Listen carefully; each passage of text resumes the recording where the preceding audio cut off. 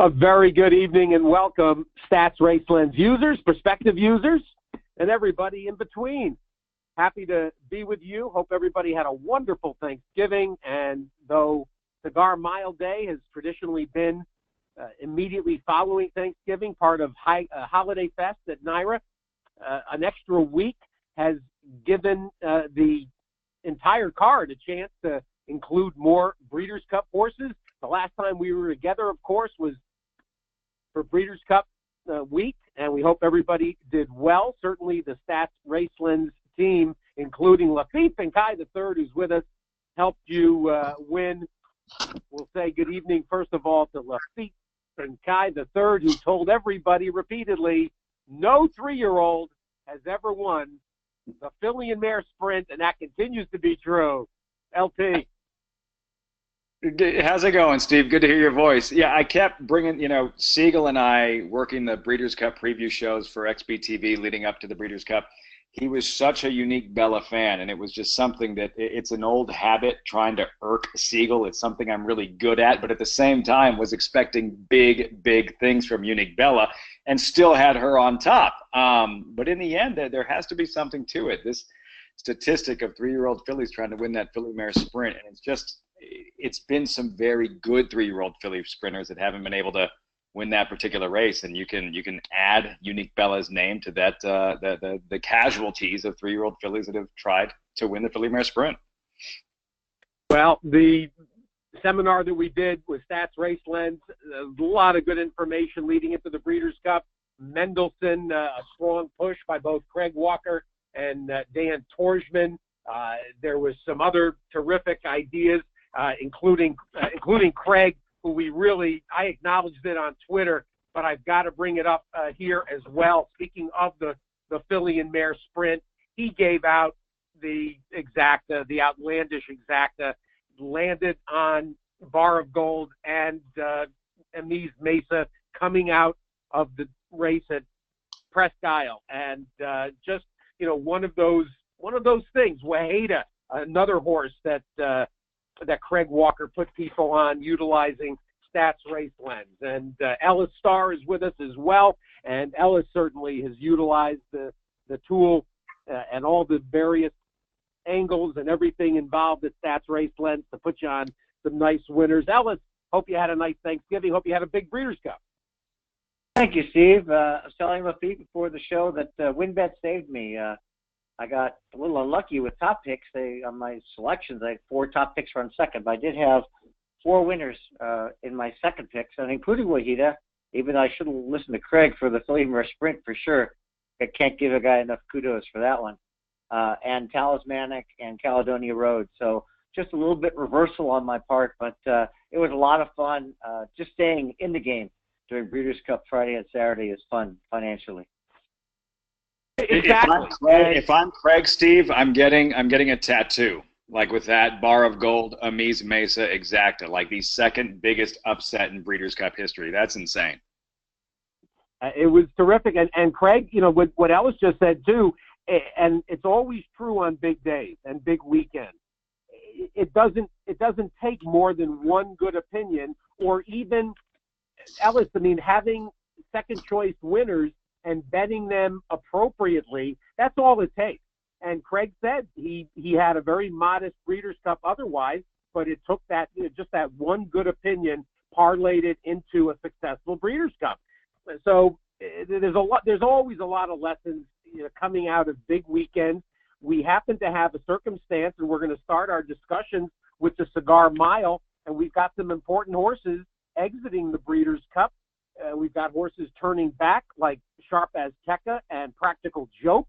We've got a horse, when it comes to Mind Your Biscuit, that's stretching out from the Breeders' Cup Sprint. So let's dive in and start it in. The Cigar Mile closes out the card. The NYRA bets pick 5, the late pick 4, and it's obviously a race that everybody's going to key in. The only graded stakes of the weekend are in New York on Saturday. The Grade 1 Cigar Mile, the Grade 2 2-year-old races, the Demoiselle and the Remsen, and the Grade 3 Go for Wand. And Laffit, some thoughts to start us off. Yeah, you touched on the Breeders' Cup horses returning. I think that's still a handicapping narrative for some, blindly betting against horses exiting the Breeders' Cup and returning in a relatively short period of time. If you're going to draw that line for this year's Cigar Mile, then you've successfully eliminated some very big names behind your Biscuit, Sharp Azteca, Practical Joke, who you mentioned. Yeah, I'll take that into consideration, that they're coming off difficult, demanding races in which they had to travel cross country. But for me, it's not enough to toss them. So I will start with Practical Joke. I'm such a fan and so disappointed this will be his last race. He spent his entire 3-year-old season doing things he wasn't designed to do, and he did them well. Such a classy individual.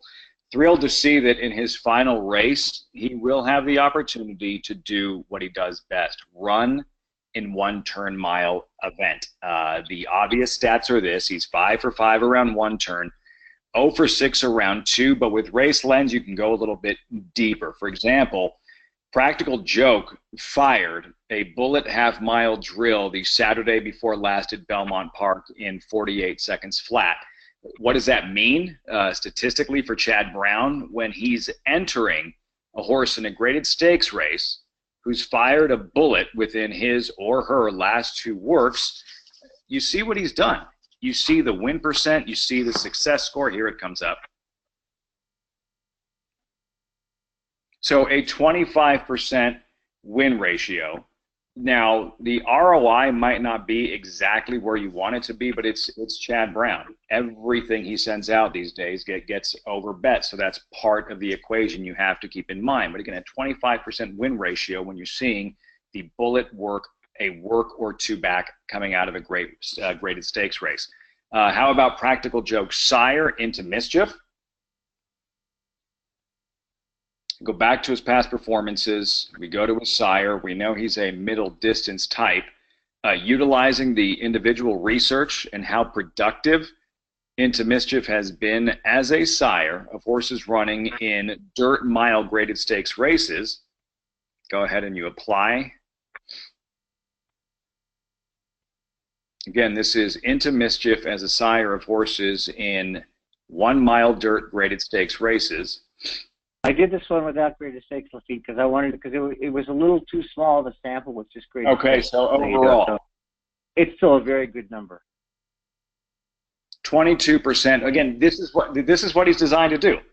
Like, we knew that in theory, that Practical Joke, because he's been so good in middle distance races, or 5 for 5 around 1 turn, 0 for 6 around 2 turns. But there it is. I mean, there's the stats to go ahead and back it up, that this is what he's designed to do. So you can depend on him to bring his best in a race like the 1-turn mile, the Cigar Mile. And then you have Race Shape. Now, this one surprised me, Ellis. If we look at... Hold on 1 second, Laffit, because I want to show people are going to Sure, go ahead. How I did this. So I want to show people real quick. When you want to check an exact distance, there's a really easy way to do that. I've already done it, but I'm going to show folks. You just click on, of course, any with the players, which we call sire, dam, jockey, or trainer, and that'll take you to this individual research section, and you click modify. In this case, I've already made the change, but I'll show everybody where that is. You can actually pick, in this case, I did pick dirt excluding all weather because I wanted to, this is regular dirt, I wanted to exclude all weather. But I also went and picked this category under distance where it says user defined, and you can pick any distance you want. So I put 8 is the minimum, 8 is the maximum. So this is going to be 8 furlongs only. Now I could have further narrowed it, as you said, to graded stakes. I could have done it to Aqueduct. I could have done it to Aqueduct and Belmont by adding those tracks, because those both have 1-turn miles. But I just wanted to give everybody a sense for how you build this, and then you save it like I did here. I named this one actually I misnamed it. It's 1 dirt, 1 mile. Oh, it is 1 mile dirt. So I named it correctly. So this now, anytime I'm looking at a race in the future in which I want it, it's a mile race exactly, particularly at Naira or other tracks that have a 1-turn mile like Churchill, I can go right to this template and they'll pull up this research for the sires right away. Yeah, so an overall, that makes a lot more sense because you have a bigger sample size to work with. But again, in theory, he's supposed to be a middle distance horse. Now you get to see it backed up with the statistics that's exactly where you see the better turnout as far as the horses sired by Into Mischief and what they can be expected to do at middle distance races, and why Practical Joke has been so good at that one turn and the middle distance races. Yeah, Ellis, this one surprised me. I do like Practical Joke's post towards the outside, but was a little disappointed to see that in one turn races at Aqueduct, post positions 8 and out, it's been a little bit of a struggle.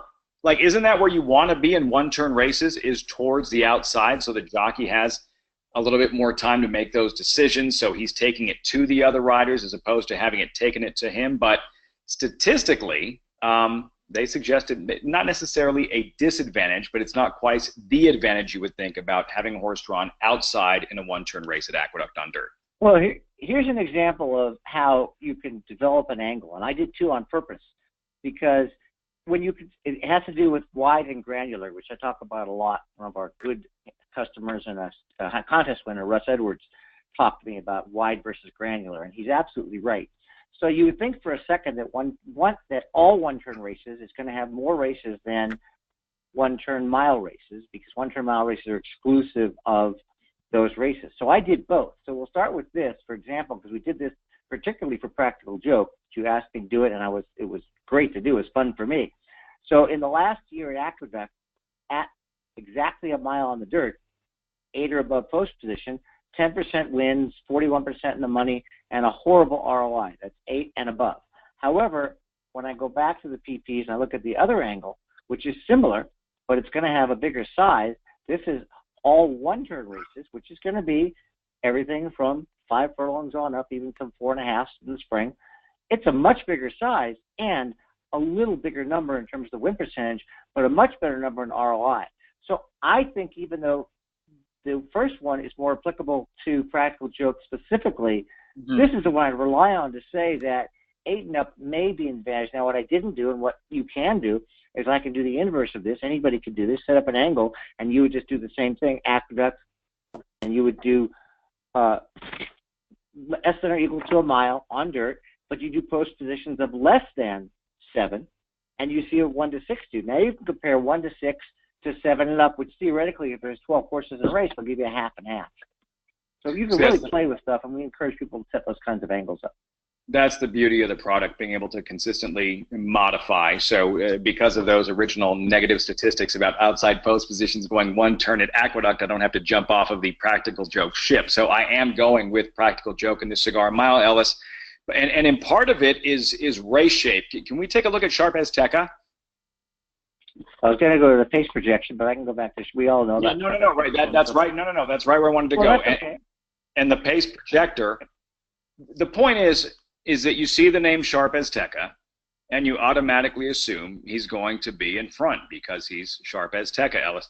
But there's a lot of speed in this Cigar Mile. He'll have to contend with Seymour Deeney. He'll have to contend with Americanize. He'll have to contend with Beasley. All very quick and expected to be involved early. If you like Sharp Azteca going in, you have to ask yourself, can he win without the lead? Because he may be forced to try and do just that. And remember, it's Javier Castellano riding, not Paco Lopez, who's going to sell out for the lead every time he's in this horse with a saddle with some speed. Yeah, I agree. I wanted to say that I sorted it on running style, and that's what I do routinely in a lot of races when I think there's going to be heat. And even though the pace projector projects Americanize on the lead, I know that Seymour Deeney is inside of him in the gate. And Seymour Deeney is the E-horse of E-horses, as is Sharp Azteca. This also shows that Summer Revolution is an early horse as well. So he's right there pressing.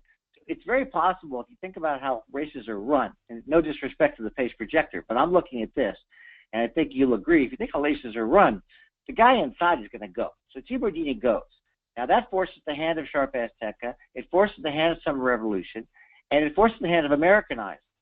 And we'll get to Americanize in a minute. So this may or may not be right, but I think it's more likely that it's going to be more like this, where in the early lead, Seymour Deeney right here is going to be in front, and then at the middle call, which is the half-mile call, Seymour Deeney is going to be inside of Americanize, and he'll come around. Now, what's interesting about the final projector in terms of win probability, not pace, is that Sharp Azteca is projected as the highest probability horse.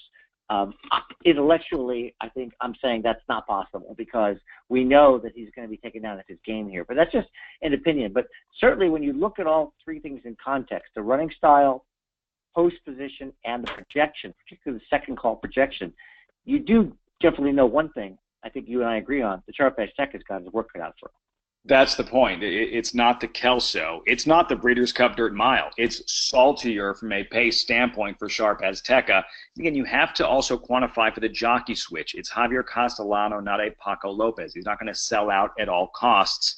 It's just to point out how much pace Sharp Azteca is going to have to deal with if he's going to try and wire this field or be forwardly placed, as he always is, to go ahead and win this Cigar Mile. So from a race shape standpoint, then maybe you look at a Tom's Ready, Ellis, who, look, this Dallas Stewart train continues to roll. It started before the Breeders' Cup Distaffing, Forever Unbridled. It was actually Tom's Ready and the Bold Ruler, the win over the track. If you get that enhanced pace scenario that we're projecting, and the pace is projecting for this Cigar Mile, look out for Tom's Ready, who it's a little bit hit and miss for him. If it's a hit, if he's on, the recipe for success for Tom's Ready, it's there. That wicked fast pace is there to set up his late kick. Well, thank you for that segue, because he's my top pick. And when I saw the 8-1, I was even more excited. So there's a bunch of things to talk about Tom's Ready. Let's talk about the first thing, is that all 5 of his career wins, everyone, has that 7 furlongs or a mile. Win, that's a 2-turn mile at Presque Isle, but that's a 1-turn mile at Churchill. Last year's Woody Stevens was 7 furlongs, and his maiden win was at 7 furlongs. All the 2-turn races were good, of course, last year on the Derby Trail, but now he's back at a 1-turn mile, which is perfect. Also, as you can see, automatically highlighted here is the career best, highest Equibase speed figure in the TPs. So his best race ever was last out. And, you know, Tom's Ready is a 4-year-old, so you kind of expect them to start to mature around this time, and it still has some proving to do, perhaps. He rallied from last. I'm going to show it real quick because I had to watch it again to remind myself, make sure my volume's off. And, of course, in case folks don't know, you can access replays right within the program and charts. I don't need to see the chart. And I'm just going to take this about to the 4.5 furlong mark. And here's Tom's Ready back here. And what was very interesting about it, the way Rosario rode him, which he does, but he's not riding the race, is that Tom's Ready is going to just swing out, and the pace was okay. It's a great race. And I'm watching Rosario here. I'm watching the horse, and he's doing this all on his own. I mean, there is nothing. He's not even, Rosario pushes him a little bit here to get him going again, but everything from this point out is strictly Tom's Ready. I mean, this horse just wants to run by horses right now, and even here you'd think maybe he's not going to get there. But then he just keeps coming, and he extends his stride, and he gets it done. And I think that's pretty visually impressive to come from 8 wide to win that race. The horse he beats in the race, that runs second, by the way, and you can tell that by looking at the italics, is Stall Walking Dude. When you see italics, you know a horse won its next race. And, of course, that wasn't a key race because otherwise it would be blue like here. But we know Stall Walking Dude won. And for folks that want to check to see if you didn't watch it and want to know what Stall Walking Dude did, it's circled in green, which means he won his next race in a higher class rating. What did Stall Walking Dude? Well, in case you don't know, you can come back and see. Well, Stall Walking Dude came back out of that race and won the Grade 3 Fall Highway Handicap pretty nicely at 134 pounds just last week on Thanksgiving week. So he was flattered. Tom's Ready was flattered by Stall Walking Dude. And then, of course, we talked about the pace. And last but not least, I have this angle which I put in as Mike Smith started to get hot this year, just to see it, and I was amazed that this happened. This is a very special angle. You just it's what Angles is about. Angles is coming up with some crazy idea and looking at it. And this is an angle which has to do with Mike Smith. And this is when Mike Smith, there's a jockey change to Mike Smith in a graded stakes anywhere in the country. That's all it is. Jockey change, Mike Smith, graded stakes. 51 races, 22% wins, 52% in the money, and there you go. You bet $2 randomly every time Mike Smith takes over in a graded stakes for another jockey, and you got $2.56 back. So that's one of the reasons Tom's Ready is my top pick. Briefly on the other ones, American Eyes, as I said earlier when we were talking about the pace, and jump in anytime if you have a feeling of this, I think he could sit a little bit. He did go wire to wire. He did battle on these two. Since he had blinkers, these two back, he had blinkers before, but they took one off, put him back on. This is a really big move from 108 to 123 career best. Williams Damascus.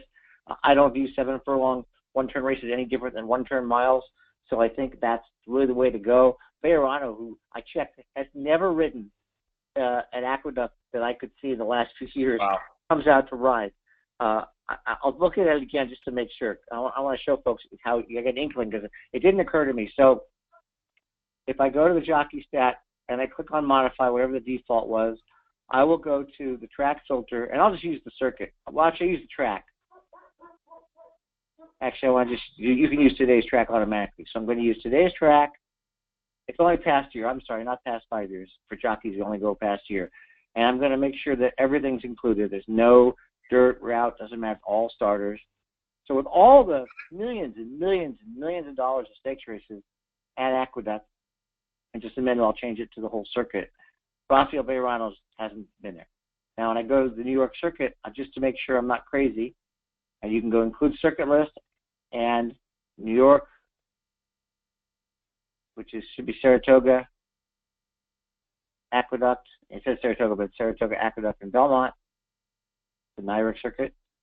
And we'll do that again. And, okay, he had one start.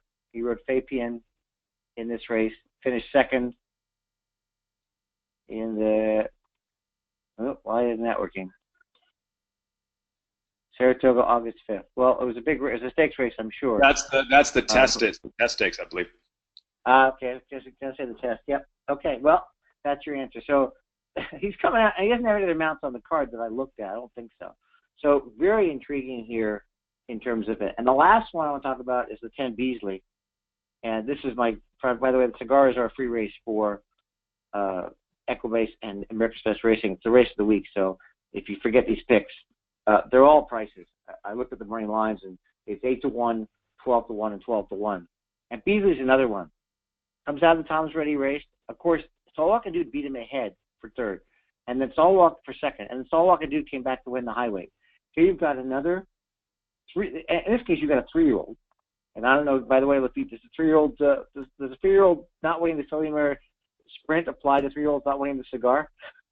Does not apply to the cigar, just the Philly Mare Sprint for the time being. We can enter that in the database later. I will look that up sometime. But anyway, so he's improving rapidly here. You can see 106 to 121, almost wins the grade 3, 2 wins before that, 1-for-1 in Aqueduct. He's going to have a great position sitting outside the speed here. So I'll just say that I'm in love with this race in terms of betting it. I'm going to love betting this race. Tom's Ready, Americanized, and Beasley, my top 3. I'm not going to leave Practical Jokes out. I think Seymour Dini and Sharp Azteca hurt each other. I might use them in third and trifecta. Mind Your Biscuits.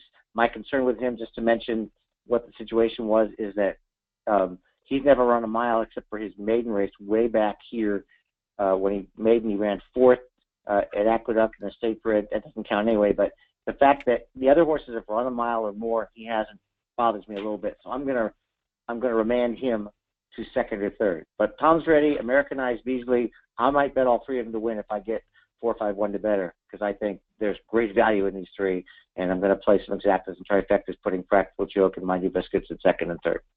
A 3-year-old, by the way, Ellis, in case you're wondering, won last year's Cigar Mile in the form of Connect, so that answers that question.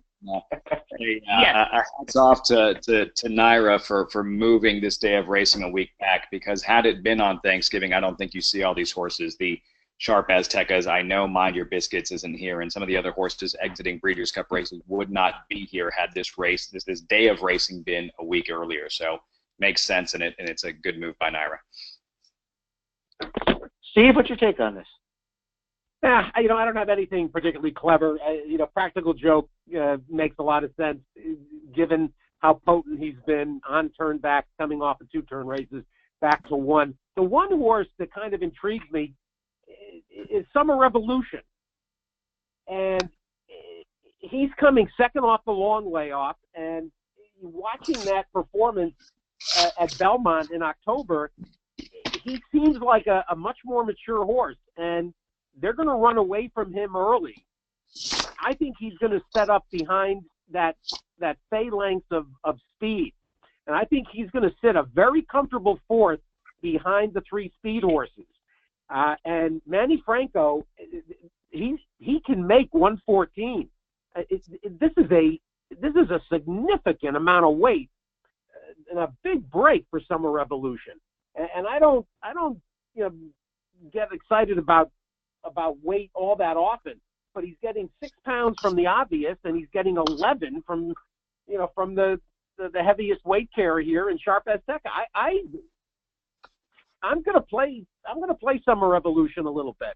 Look, the weight shift is significant here, and if you're someone who handicaps and you feel if you're taking a stand against the horses coming back from a Breeders' Cup race, a race in which these horses are going to be cranked up to the max for, and they're coming back in a relatively short period of time, Sharp Azteca, Practical Joke, Mind Your Biscuits, I would say Summer Revolution is the right horse to land on.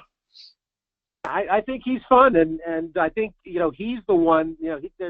Obviously the late runners, they're going to be trying to pick off horses late, but Summer Revolution I think gets first run on what could be that trio of tiring leaders. So Seymour-Dini, obviously, and Sharp Azteca and Americanized, if they're going to gut each other, Manny Franco, he's going to suit Summer Revolution. Go back and watch that race from October 26th. And let's face it, Rudy Rodriguez, who is notoriously streaky, Rudy right now is unconscious. And after an extended period where his horses were not running, he's back, getting horses to run. So Practical Joke, the obvious, and Summer Revolution as a priced horse to tinker with. Let's press to the start of the pick 5. Race 6 is the Go for Wand, Ellis. And this didn't get a big, bulky field, but it's got an interesting group. Yeah, it is. It is a group. It's another one-turn mile, so we'll use some of the same stats. And I'm going to start with Verve's Tail. Of course, the mare Verve has been, tremendous. Tail of Verve, and so many other horses. As a matter of fact, I think I'm going to show that in a second. But I like the cutback. It doesn't seem like much. The mile and the 16th, one turn at Belmont, to the one-turn mile at Aqueduct. But when you look at the running line, first thing I notice is, that's an eighth of a mile, so that's 7.5 furlongs. So she makes a move and she leads at 7.5 furlongs. She just gets run down by Eskin for money at the end here. I think that last half furlong is really going to help Verve's Tail here. One of the reasons I like her, and she's 4.5 clear of the next horse. A career best, again, a career best for her, and the highest figure in the race, or one of the highest. It actually is the highest last race figure in the field as well, which is important because in the fall a lot of horses are tailing off, and she's improving. 97, 95, the 109. This came off a little layoff, so I like the 2-race pattern of improvement. Of course, that was a grade 1. Now she's got a grade 3, almost a win, and coming right back in another grade 3. And at Aqueduct, I'll get back to the summary box here. At Aqueduct, she has never been worse than second in 3 races.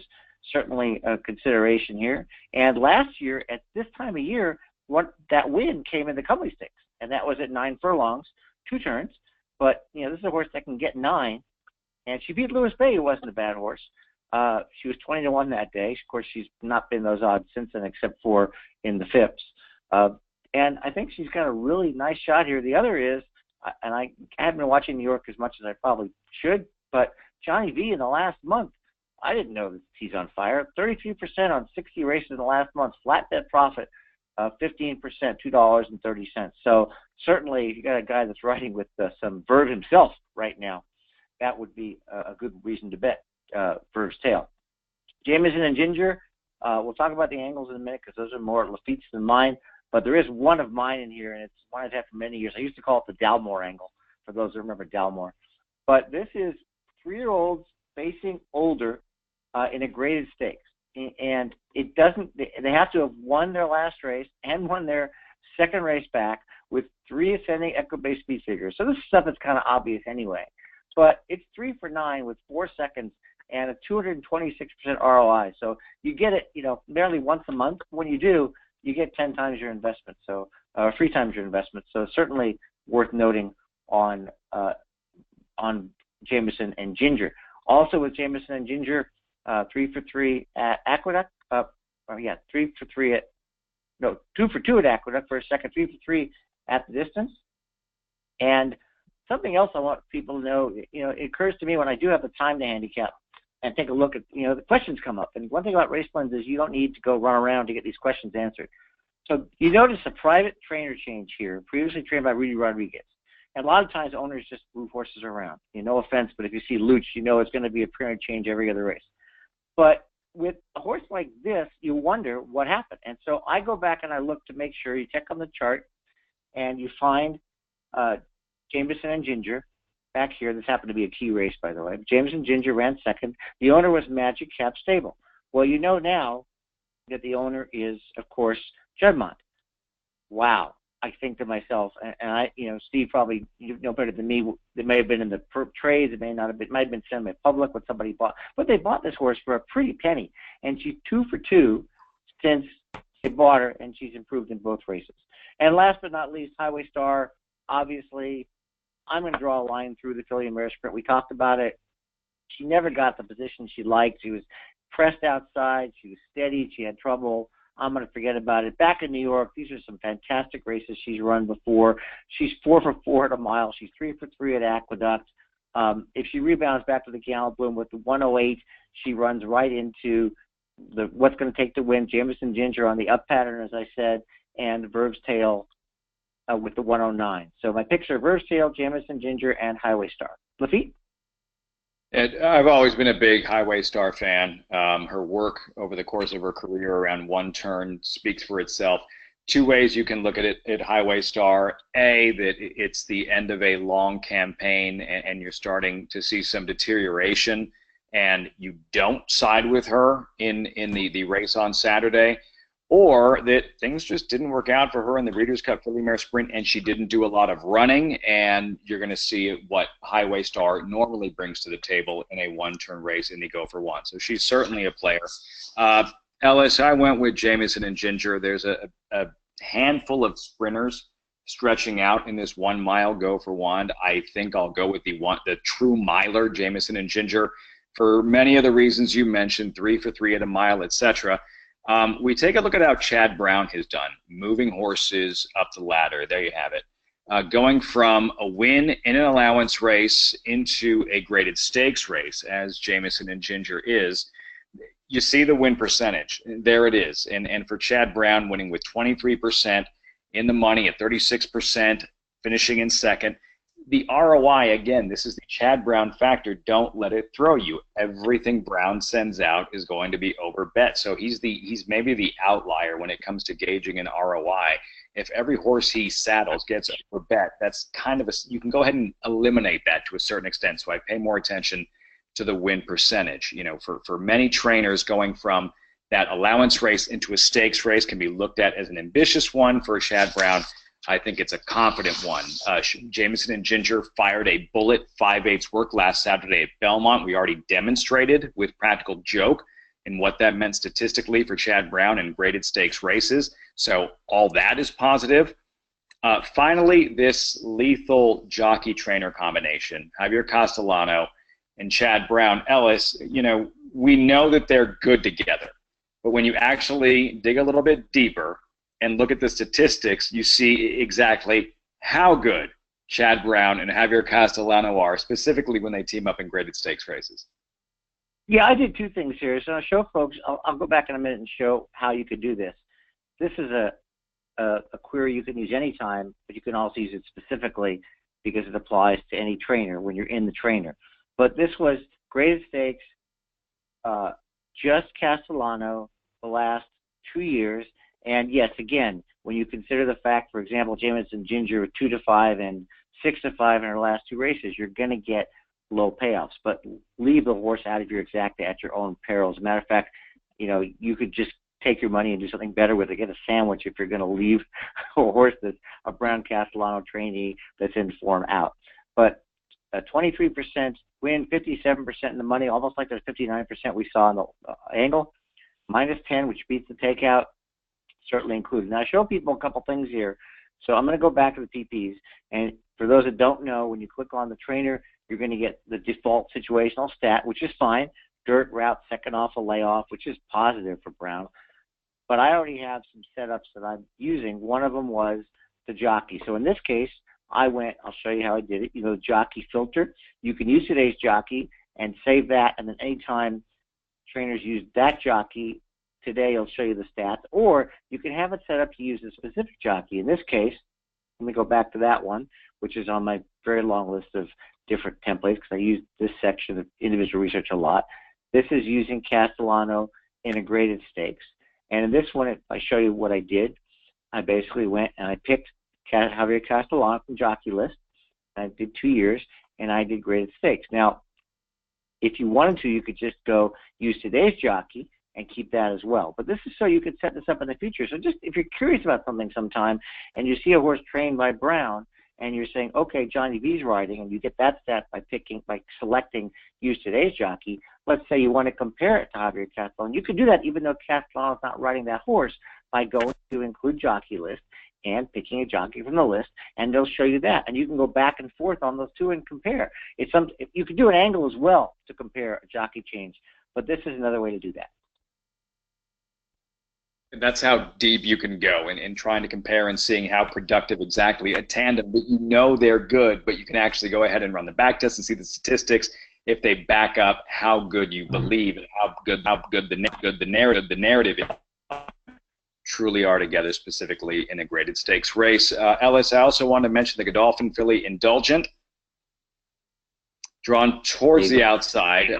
She's been sprinting like she wants to run farther. You know, very even in her sprints. I won't hold her ruffian at a mile against her. It was on a sloppy Belmont racetrack. Let's take a look at Kieran McLaughlin and the work that he's done over the past 3 years or so with this move, going from a sprint. 2 years, going from a sprint to a route in a graded stakes race. And you could sort. You can do it as 2 in, 1 second, 3/3, and a profit. I mean, one was really nice price.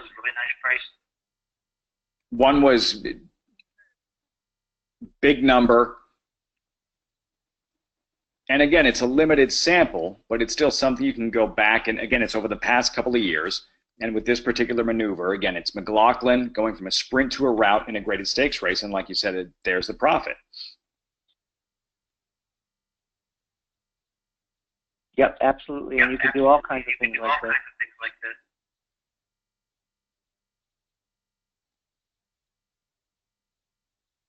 Do we want to go ahead and show rate? We're going to go ahead and show we talked about earlier about one-turn races at Aqueduct from post positions 8 and out with Practical Joke, and that it actually statistically, it almost looked like a negative again on paper, even though race shape, he should set up shop on a perfect trip in the Cigar Mile. But if we move it just one stall in for Indulgent, post position number 7 at Aqueduct, post position 7 and out in one-turn races on dirt, here you have it. 425 total races. It's only 13% win, a success score of 4.3, and a negative 14% ROI, which again isn't that a little bit surprising, Ellis? Yeah, I mean it's a big sample. It's one of the reasons I picked it. 1,000 races gives you enough that you can actually take a look, and you'd expect that a little bit. Of course, you can go and tweak it and do all the different post positions as well. I thought that generally speaking, in the one-turn races, the horses with a tactical speed or an outside post typically have an advantage. And at this particular venue, for whatever reasons, it just, at least statistically, it hasn't quite panned out as advantageous as you thought it might be. Yeah, it's always fun to be able to do these things.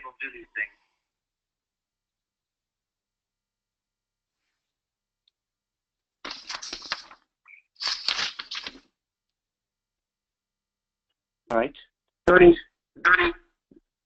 Let's turn to the 2-year-old and jump into the Demoiselle. Yeah, it was the race Ralph Nix initially wanted to run Caledonia Road in, right? After her runner-up effort in the Frisette, the owner said no, and the rest is history. So you don't have the Breeders' Cup Juvenile Filly Champ, but this is still a solid group of 2-year-old fillies. Guys, I'm going with the tempted winner in Daisy. Undefeated in 2 starts by a combined 12 3/4 lengths. Really liked her win in the Tempted Stakes. You know, she showed some grit. They went fast early. She took some pressure.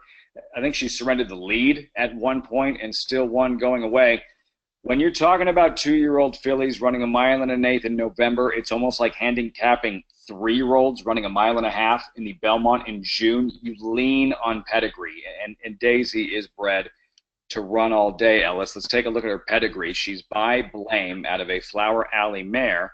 You take a look at Blame and how productive he's been as a sire of horses routing on dirt. Again, this is what she's designed to do. So it shouldn't surprise you that a horse by Blame is going to be that much better when she's going longer distances, route races, 2 turns, whatever the case may be. And you see statistically, again, we're looking at Blame. Trying to find the right one. Sorry about that.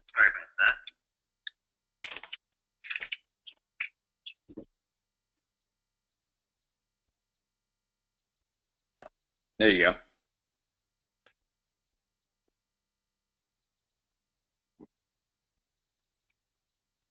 So it was on.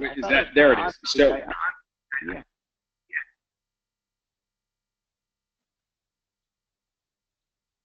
Is that it there, Ellis? I'm on a little bit of a delay. Yeah. This is 8 to 8.5 furlong. Blame as the sire, as he is by Daisy, and the numbers speak for themselves here. Not necessarily the 12% win percentage, but again, the ROI. She is designed to be that much better at longer distances. And there you have it.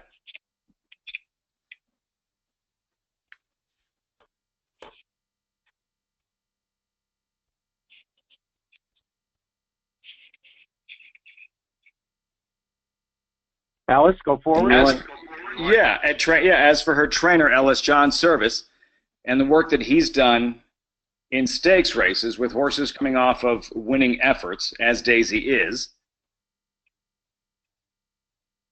you see that Service, with this particular maneuver, as he's using with Daisy, coming off the win in the Tempted, going into the Demoiselle,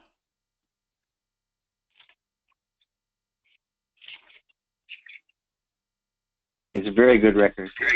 It's solid with a 21% win clip, a move that he's done well with in the past. So again, with some trainers, whether you call it an ambitious one, this is a confident move by John Service moving forward with Daisy, and she's bred to be that much better going longer. And with John Service, statistically, have the numbers in your corner for her to perform well in the Demoiselle. And you want to touch on Indy Union, I believe.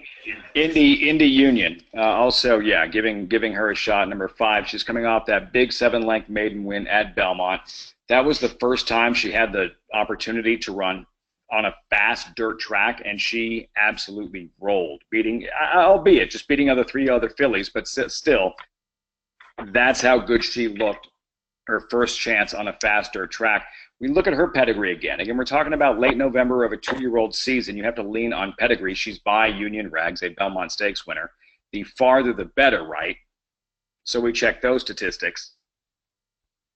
So here's the default, which is the last 5 years, routes on dirt in graded stakes. And then I have another one that we talked about earlier today, the show, which is to first route, which applies to her. So first route on dirt, which is also pretty good. So you can see that these young horses, Union Rags is passing along a lot of precocity at distances to his progeny. 9 winners, beats the takeout pretty nicely. You recognize some nice horses here, particularly Free Drop Billy. Paradise Woods. Yes, Paradise Woods. Yep. So definitely, I agree that this filly has the ability to get this trip. Yeah, Daisy and Indy Union for me in the Demoiselle. You also, before we get off of this one, I think you also was curious about the Ortiz and Engelhardt connection, since they team up. With Ortiz having so many mounts, the fact that he rode first time out. So I think we set up a research to look at when Englehort and actually I was just going to do it from the PPs. We didn't have to do that because it's defaulted to with the jockeys. You can see in the last year, 37 times they've teamed up, one more than a quarter of the time, and a nice 21% profit every time they team up. Strong combo, and Englehart with those 2-year-olds. So now I'm going to pick it up with where I like. And last week, of course, we didn't have webinar, but on one of the blogs I did, I talked about the uncoupled entry, which I call it, particularly in most jurisdictions with graded stakes, where common ownership doesn't have to be coupled or common trainers. And Jason Service had a pair last week in the Turf Sprint Championship Stakes, and one of them won, paid $15.60. Well, this time John's got a pair, and he's got the 6 Mara Power and the one Daisy Laffit talked about. We talked about Daisy. I'll add a couple notes, but not much. But Mara Power, very interesting because I ran right this one, and I recall last week, I couldn't remember which Ortiz rode the winner, Rainbow Air, it was Jose. And you could see that John and Arad are 1 for 1.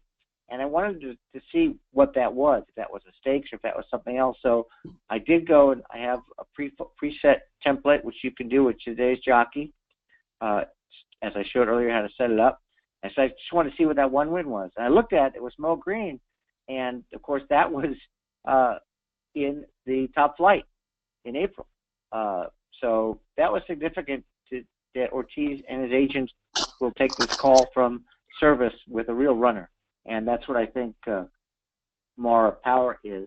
The dam, again, Mara Power, this is that 9 furlongs, just like Laffit showed, we don't know about sprinter route. So I was looking at the dam. One of the default statistics I have on the dam is set up here. You can see lifetime routes, dirt. And I've cut down the number of filters. That's all I see is the time frame is automatic. So distance and surface is what I want to see. And then I go look at detail if I want to. Well, I can see, first of all, without going further, that the dams had 8 foals. They run 109 times. It's 14 wins in dirt routes. Pretty good, and a -1 ROI, but I'm more concerned about that. So I want to get a feeling for how many horses it actually was. So I can look and I can see, I sort by the wins, I can see Taylor Jagger, Meadow Blue, Cutter's Pro ran second, Dukin with Dale, who ran once for Dale Romans. So there's a lot of horses here. So I have no doubt in my mind at all that Mara Power can get the distance. Now, you look at the odds, Mara Power is 4 to 1. The stablemate Daisy's 5 to 2. So Mara Power also is probably the better win bet. No knock, of course, on Daisy with Caramouche on the rail and all that. And Caramouche does win good for service, but I think if I had to pick one or the other, I would bet Mara Power at the better odds. But I'm probably going to bet them both and find ways to bet them, Dutch it a little bit so I get the same amount. Dutching is when you bet different amounts to get the same profit on 2 horses you're betting to win. The other thing about Mara Power that's interesting is you can see Gibby is italicized. I wanted to see how powerful that race was because it's not a key race yet, but it was just on October 21st. Most of them haven't come back. The green tells me that that race was at a higher class level. And when I look at the race, I see Gibby came back in allowance race. It went from 78 to 88. So that flattered Mara Power pretty nicely. Daisy, everything Laffit said, definitely a contender. The 7th, Layla Noor, the other horse I'm looking at, first time on dirt, turf, 5.5 on the dirt, but then the both long races were on the turf, and then stayed in a race that was taken off and won nicely. So I have no problem with Layla Noor here. You're getting a really good price at 12 to 1. As Steve talked about Manny Franco, good jockey, Delacour having a big year. The horse was 4th in that really good key race back at Keeneland, the stake race, the Jessamine, that Rushing Fall came out. Rushing Fall won it. There was a couple other winners coming out of that race. From that last race, by the way, because it was November 10th, and I'd like to look to see if anything won, even if there's not 2 or more. I noticed that Fanny Bell Fleming came back to win, and I wanted to see she won a little $50,000 overnight stake here, and she went from 7th to beating those horses. So there's a possibility that this could become a key race in no time. The last thing is that this field is 8, and if you notice this, she's been facing some really big fields, 10, 9, 14, and 10. So she's getting the shortest field she's ever had a lot of horses to move around. So she's one I'm going to consider. And last, quickly, Held Accountable, an improving pattern. Phil Surfy, certainly the Bromans having a big year, a lot of their stakes runners, and another race that was key. It was a New York bred race, but I will note that the 6th horse came back to win since then as well. So my picks in order in this race are the 6 Mara Power, the 1 Daisy, the 7 Layla Noor, and the 4 Held Accountable, which I think is another great betting race on the card at Aqueduct. It's funny Before hearing we talk John. about the, yeah, go ahead. Go. I was just adding that John Service was talking about how, running the 2 fillies, it was brutal, quote, that he had to run them both in the same spot, but you play the hand you're dealt. And it's not as if you can have too much of a good thing, but at this time of the year with fillies that are these good, you have to put them in a spot that it makes most sense. So for John Service, these 2 good fillies, these 2 good upstart fillies with big futures going head to head in this Demoiselle. Again, it's a terrific race, and 1 1/8 for 2-year-old fillies, same distance as the Kentucky Oaks. That maybe we're talking about a couple of these next spring at Churchill Downs. Well, yeah, I'm surprised that we went through this, and Wonder Gadot got very little mention, but I'm a fan going back to her performance at Woodbine, and she had a little bit of a cumbersome Breeders' Cup juvenile fillies, and I'm going to be hard pressed not to include her. I want to include, before we talk about the Remsen, and the Remsen a little unique because we've got horses in there that have already won at 1 1/8, which is a little interesting at this time of year.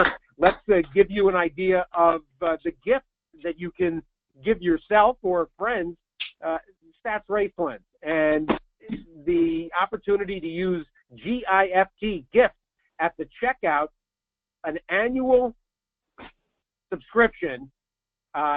Just a terrific idea, and we've got players, maybe a split, the opportunity to utilize Raceland.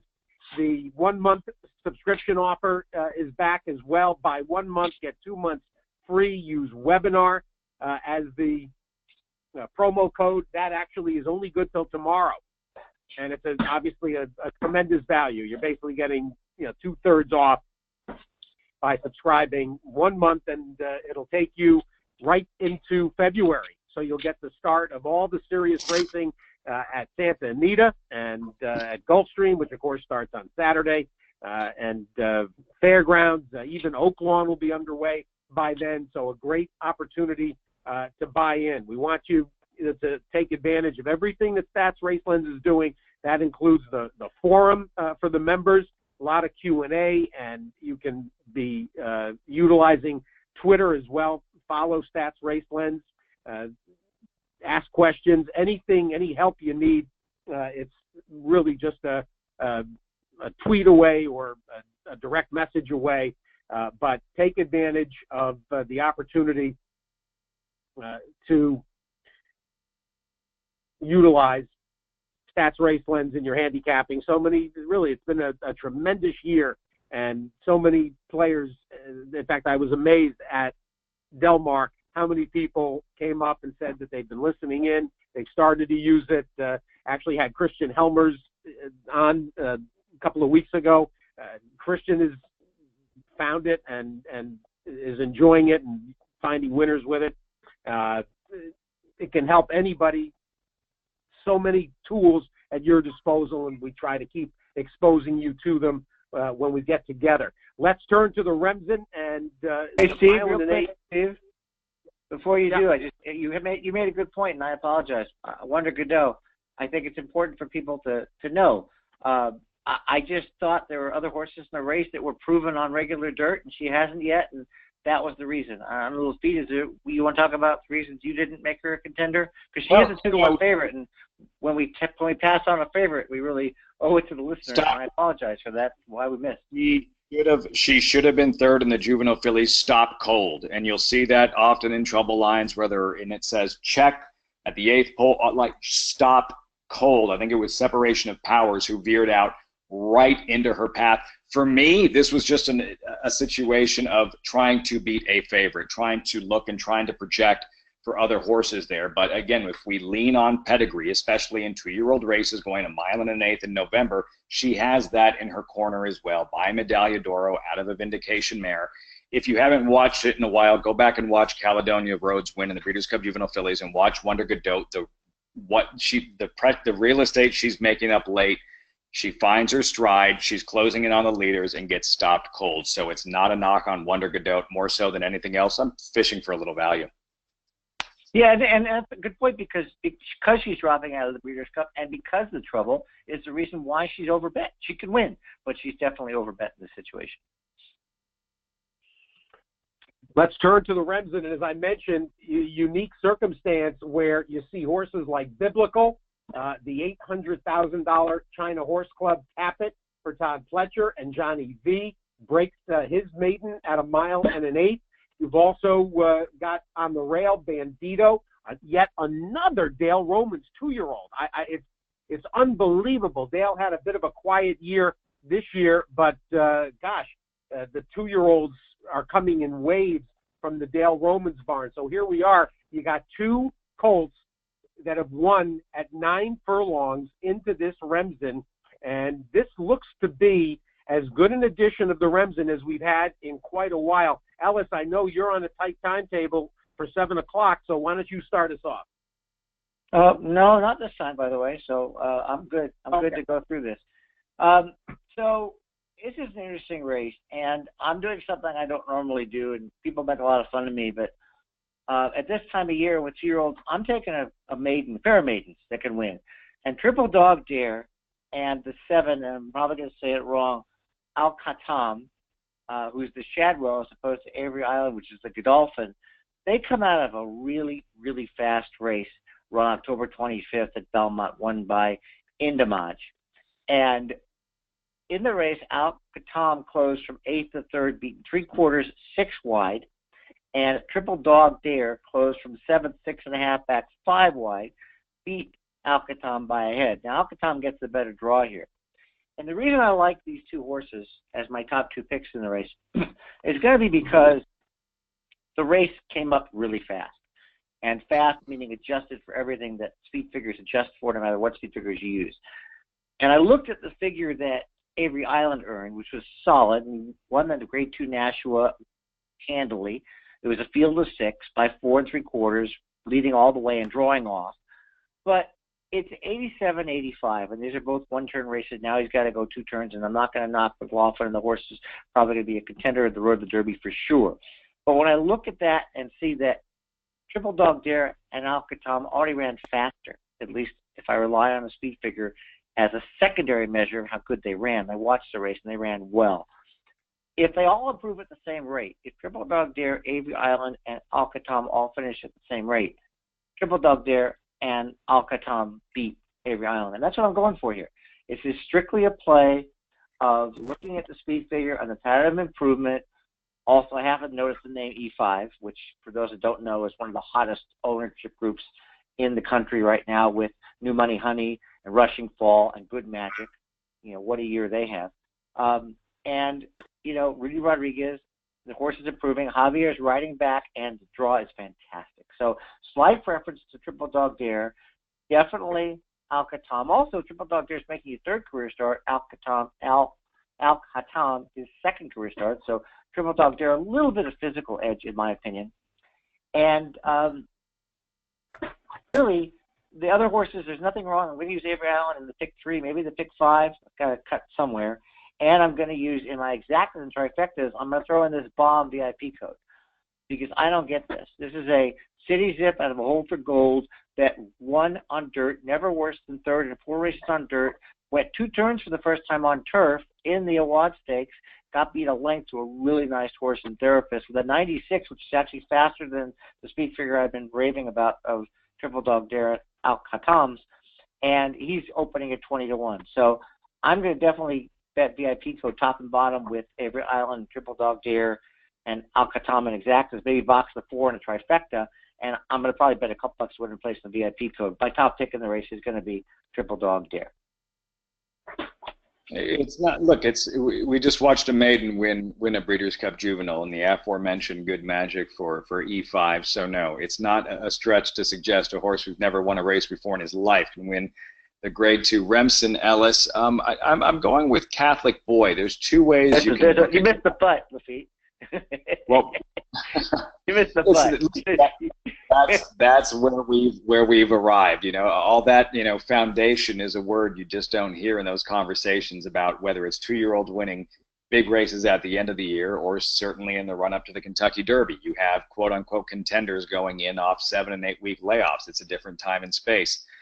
I'm looking at Catholic Boy, and there's really two ways you can look at him on paper. You can say, A, he's coming off of a tough/taxing Breeders' Cup race where he had to ship cross country, and now here he is in the mile and an eighth Remsen. Too much too soon for a young developing 2-year-old. Or B, he was that competitive in a Breeders' Cup race and has an edge in back class. And for me, I'm going with the latter. I really like this colt and everything we've seen from Catholic Boy, especially, Elias, when you realize how good trainer Jeremiah Engelhardt has been with, or Jonathan Thomas has been with his 2-year-olds in general.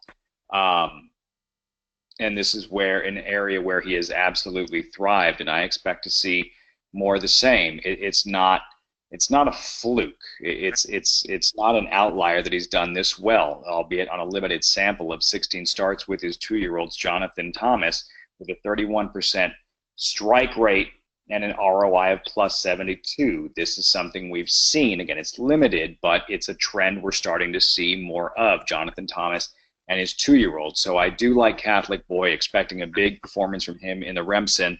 Also, one other horse I want to mention, Ellis, Tap Rap Strike. You touched on Alcatam, and I respect him, and I'm expecting a big effort from him, but I wouldn't toss Tap Rap Strike. The post is of significant concern, but that's where the presence of Irad Ortiz Jr. comes in. The post is still bad, but he is Irad Ortiz. The colt is cut out to be a good one. He cost $875,000 being by Tappet. This is how productive Tappet has been as the sire of 2-year-olds, Ellis, running a mile and a 16th or farther on dirt. We know how good of a sire he has been, but when you go ahead and you dig a little bit deeper and you say, okay, well, we have a 2-year-old running in a stakes race. He is by Tappet. The farther, the better. You have it. The 20% strike rate for Tappet as a sire in 2-year-olds running mile 16th or farther. The ROI might not be there, but we go back to that Chad Brown factor that everything Chad Brown gets bet, everything he sends out is over bet. To a certain extent, same can be said about the Tappet of sires, but the win percentage is there, and I think that's what's important here, Ellis. And finally, because it's become somewhat of a narrative, you know, handicapping the Breeders' Cup, how well horses that prepped at Parks have done in the Breeders' Cup Classic or the Distaff or the Sprint, the list goes on and on. We wanted to see how horses have done in graded stakes races at the big three in New York, at Aqueduct, at Belmont, and Saratoga, horses that prepped at Parks running in graded stakes races in New York. There it is.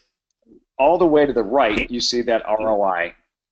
I'm sorry, at 47%, the ROI, 47% horses that prepped at Parks preparing for graded stakes races at Saratoga, Belmont, or, yes, Aqueduct. Yeah, and Laffit, you sent me this, and I was very intrigued by it because this is something that people, you know, I don't think of sometimes, and you came up with it, and people send me emails or they send me and Craig emails, and they say, I want to know how to do this, and I think that's really cool, you know, and they set them up, like we tell them how if they don't know, and, you know, I did the whole country, but I really wanted to know New York because that's where the game is, where the big stakes are. So shipping out of Parks, it wasn't a lot, and it's only, you know, what, 3 winners, 25, 15 races, though, so there's some double starters here. So 3 winners in 15 races, sure. And, you know, a 50% profit practically. So you got to take a look at those horses, like you say, that are coming out of Parks. Like I said, it's been a trend. Horses exiting the Gallant Bob, the Cotillion, and the Pennsylvania Derby has done so well over the last 5 or 6 years. On a Breeders' Cup stage, why couldn't it equate for horses prepping at Parks for a day like the Cigar Mile and the undercard, including a race like the Remsen and Tap Rap Strike? Hate the post. I like where he's prepping from and everything else that goes into him. I think he has a big chance. Yeah, speaking of the post, because this is an example of how it projects how it's going to be. Irad could write it differently, but the pace projector has him out here in the 5 path and the 6 path, so he's going to have to work out a better trip than is projected right now. Which isn't good. That's a concern. The presence of Irad Ortiz negates some of that, but yeah, I wanted to take a look at this and what the race projector, it has him losing ground every step of the way, which is it's a major concern going in, but maybe Irad can make an adjustment or two based on how the race unfolds right after the start.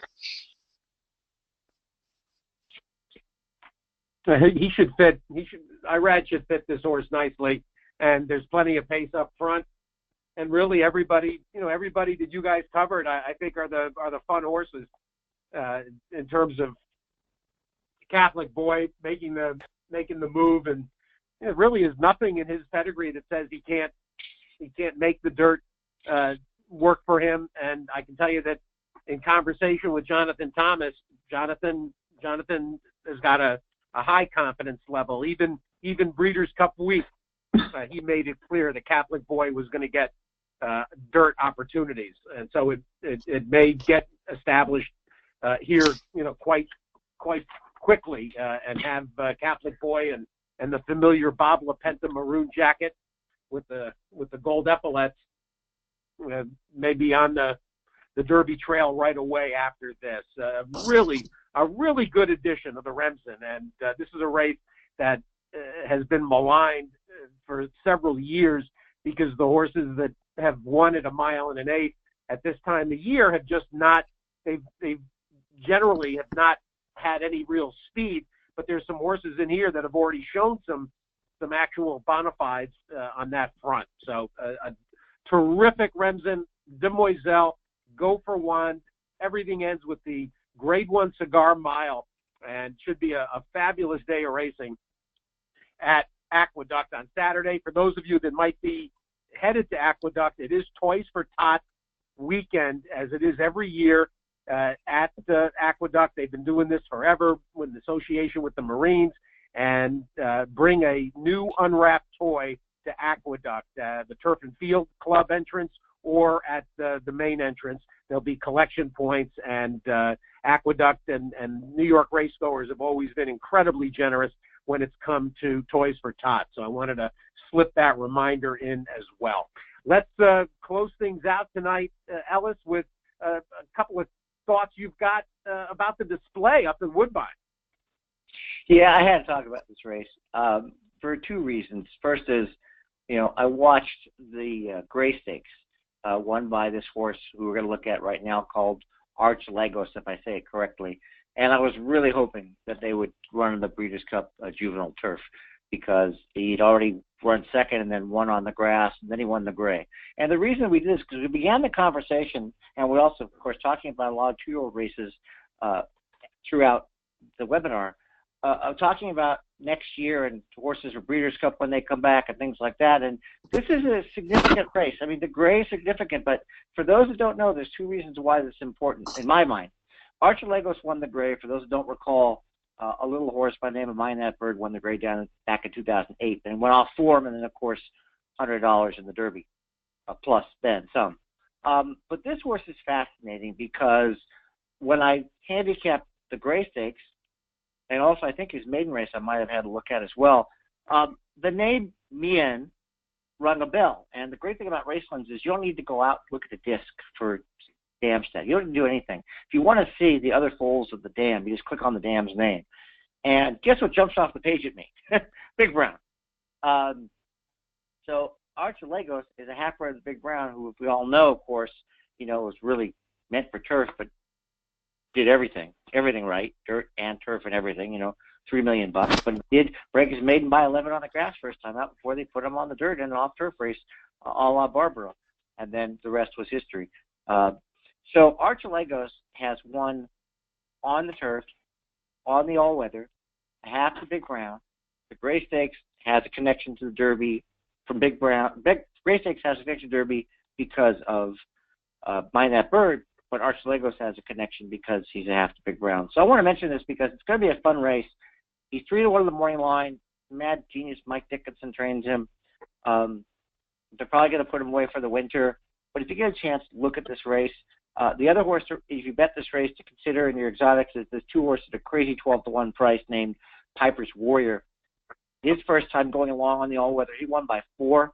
It was a maiden race. He got an 85 figure. When I compare that to Archilagos in the gray, 88, this horse could easily, Piper's Warrior could easily be as good as Archilagos could be, and yet he's 12-to-1. And also, in terms of dam, look at this dam.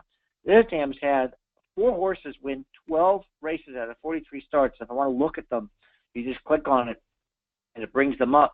And you see a horse here on top called Mygon's Glory, who, if you're not familiar with a lot of Canadian races, you immediately see 20 for 41, first or second, and $400,000. So this horse has a little quality and is coming under the radar. So if you do play the display, the 6th race at Woodbine at 3:36 on Saturday, I would definitely look at Piper's Warrior and Archilagos, but definitely keep an eye on Archilagos because I think they got to try him on dirt at some point, just like we talked about trying Catholic Boy on dirt and some of the other horses making the transition. Because if you got a horse that's this good, you're going to want to take a shot, particularly when his brother is a Derby winner.